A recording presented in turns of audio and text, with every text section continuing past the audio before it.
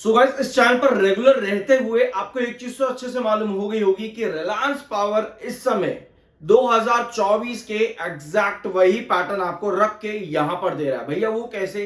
पहली बार आए हो, कोई दिक्कत नहीं है, आपको यहां पर सब डिटेल्स फिर से मिल जाएंगी। और इसके पहले तक 62 और जब 72 की हम बात कर रहे थे, वो आपके 14 और 15 तक के पैटर्न थे, यानी 2014 और 2015 तक के पैटर्न। भैया इतने पुराने पुराने पैटर्न्स स्टॉक पर चल रहे हैं और खबरें भी काफी पुरानी है। मतलब पुराने मैटर्स को लेकर के, पुरानी बैंक गारंटीज, पुराने लोन्स को लेकर के खबरें हैं। अब इन्हीं खबरों पर आपके दिमाग में यार ये सवाल जरूर आ रहा होगा, मेरे दिमाग में बार बार आता है जब भी मैं रिलायंस पावर की आपसे बात करता हूं कि भैया आखिर इतने सालों बाद, मतलब 10-10 साल बाद, 6-6, 7-7 साल बाद बैंक्स को अचानक से ऐसी क्या पड़ गई कि भैया रिलायंस कम्युनिकेशन के पीछे पड़ जाते हैं, अनिल अंबानी के पीछे पड़ जाता है। आखिर ऐसा हुआ क्या?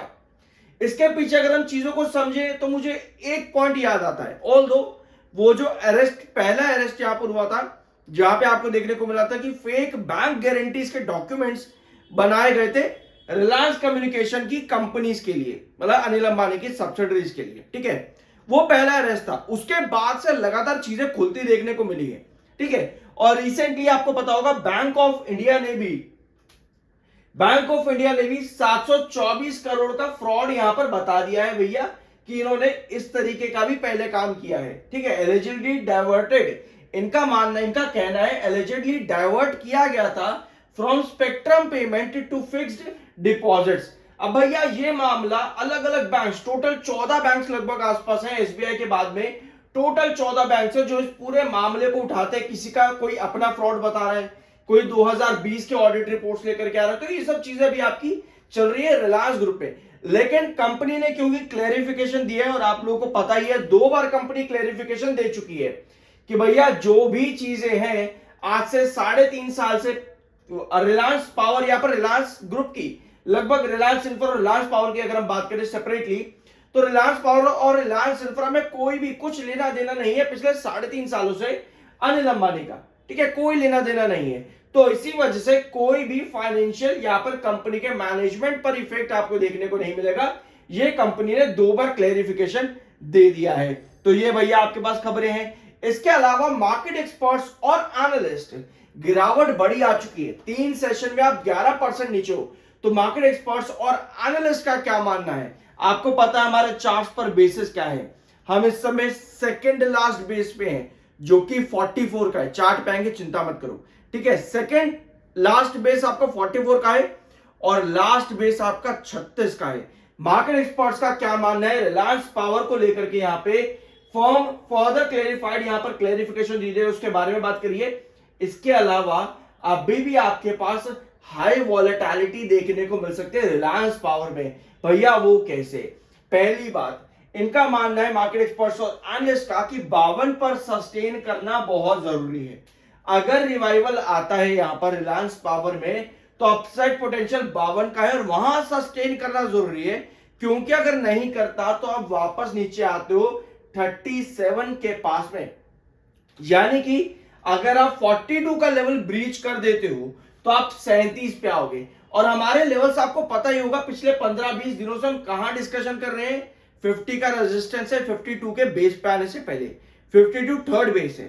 ठीक है, लेकिन उससे पहले 50 का रेजिस्टेंस है। तो मार्केट एक्सपर्ट्स का मानना है कि 52 पर सस्टेन करना जरूरी है, जो कि कोई गलत बात भी नहीं है। चार्ट पर देखोगे आपको नजर आ जाएगा। ठीक है, मार्केट एक्सपर्ट्स का मानना है कि 37 नेक्स्ट ड्रॉप आपका आता है, लेकिन अगर आप चार्ट पर देखोगे लगभग 36 के आसपास आपका ड्रॉप बनता है। और मार्केट एक्सपर्ट्स का मानना है 42 एक इंपॉर्टेंट लेवल रहेगा, यहां सस्टेनेबिलिटी जरूरी है। लेकिन अगर आप चार्ट पर देखोगे तो 44 आपका सेकंड लास्ट बेस है, जहां सस्टेनेबिलिटी बनना जरूरी है। इसके अलावा बाकी के मार्केट एक्सपर्ट्स और एनालिस्ट का क्या कहना है? यहां पर क्रांति भाटिनी, जो कि director of equity strategy at Wealth Mill Securities में काम करते हैं, इनका भी ये मानना है हाई रिस्क एपेटाइट यहां पर अभी भी रिलायंस पावर बना हुआ है और वॉलेटिलिटी ज्यादा देखने को अभी मिली है। ओशो कृष्ण, सीनियर एनालिस्ट जो कि टेक्निकल डेरिवेटिव्स में एंजल वन के, इनका क्या मानना है? इनका भी यही मानना है कि 42 पर सस्टेनेबिलिटी बनी थी पिछले हफ्ते। अभी के लिए अगर हम देखेंगे तो स्टॉक अपने की सपोर्ट जोन्स के पास भटक रहा है, यानी 44 का सेकंड लास्ट बेस लगभग वही है।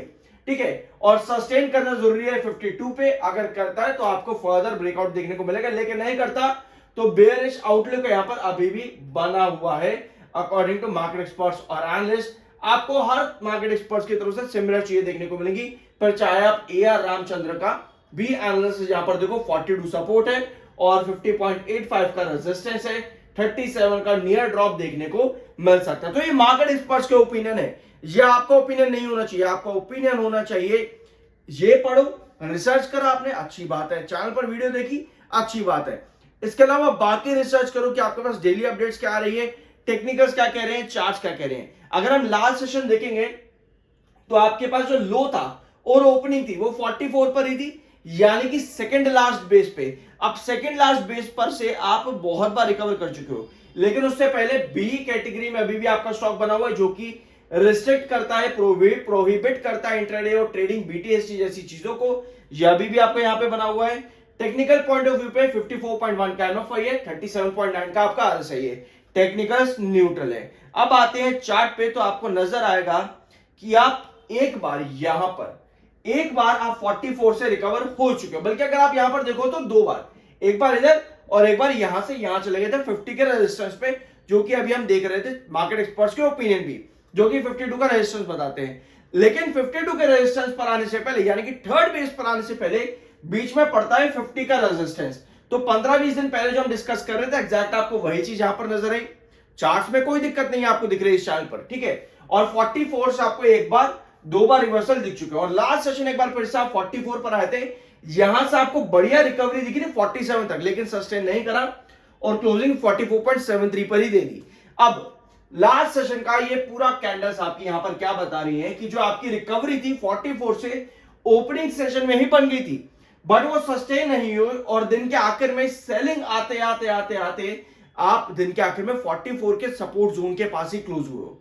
तो अगर यहां पर आपको रिकवरी चाहिए तो 44 पर बेस बनाना बहुत जरूरी है, क्योंकि जिस तरह से गिरावट आई है ना 52 के बेस से, यहां से उसके बाद 44 पर वापस बेस लेके फिर 52 के ऊपर जाने से पहले ही गिरावट आ गई 50 से, यानी कहीं ना कहीं अब यहां पर क्या कंडीशन है रिलायंस पावर पे कि आपके बेसिस टूट रहे हैं। यही मार्केट एक्सपर्ट्स का ही मानना है, चार्ट भी आपको यही चीजें बता रहे हैं। तो 2024 के पैटर्न्स आपके एग्जैक्ट यहां पर बैठ रहे हैं।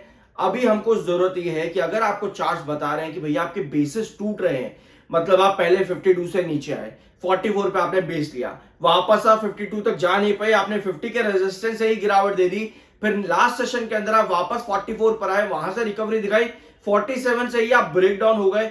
तो हमें चाहिए पॉजिटिव न्यूज। पहला, हमें बहुत सी पॉजिटिव न्यूज चाहिए होगी यहां पर, बहुत सी मतलब बहुत सी, ठीक है। दूसरा, हमें 44 पर बेस अच्छा चाहिए, क्योंकि अगर 44 पर यहां पर अच्छे बेस नहीं बनते तो आपकी 50 के रेजिस्टेंस के ऊपर की रेजिस्टेंस ब्रेकआउट की कंडीशंस भी बहुत कम हो जाती हैं।